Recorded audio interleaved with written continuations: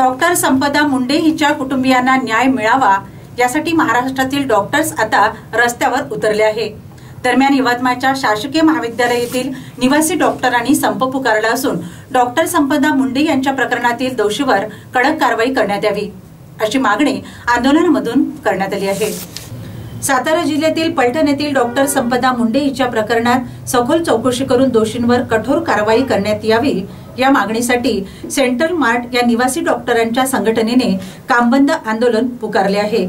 या आंदोलनाला वसंतराव नाईक शासकीय महाविद्यालयातील 150 निवासी डॉक्टर आणि 200 आंतरवासित डॉक्टर आंदोलनात सहभागी झाले। त्यामुळे अत्यावश्यक सेवा सोडून इतर ठिकाणी कामबंद आंदोलनाचा परिणाम पडतोय। दुपारच्या सुमारास सर्व डॉक्टर यांनी शहरातून रॅली काढून निषेध नोंदवण्यात आला। तसेच जिल्हाधिकारी विकास मीना यांना निवेदन देण्यात आले।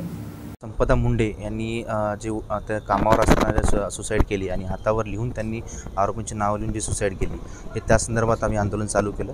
यामध्ये असं की त्यांना जो मानसिक त्रास देण्यात आला होता, जो वर्किंग प्लेस आहे तिथं जो मानसिक त्रास त्यांना झाला ते होऊ नये आणि अशा घटना परत पुन्हा होऊ नये यासाठी आपण हे आंदोलन करतोय।